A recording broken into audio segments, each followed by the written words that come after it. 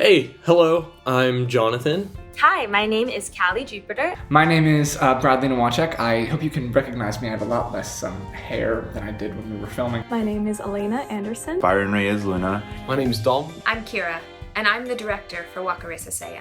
I'm in the wonderful ensemble of Waka. I play Raul. I am one of the co-producers. I'm the Latin designer for this show, and they somehow convinced me to do an interview, so we'll get started.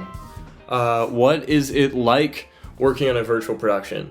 We had to do a lot of problem solving because we kind of ran into quote unquote new issues. There are separate videos that have to happen. There are separate audio recordings that have to happen. There were also a lot of purchases that we had to do for like costumes and everything. It was definitely a process of trying to figure out how we were going to do it and then doing it. In a physical theater space, I normally only create one lighting plot with one set of instruments for every single actor.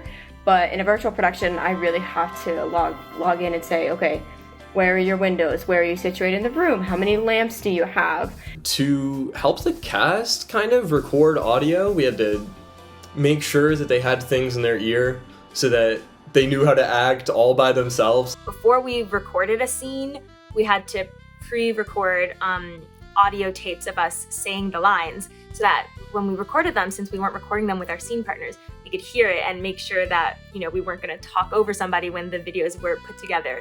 That was something that was weird to me, and I'd never considered how that would need to be done, but obviously it was very important to making the show cohesive.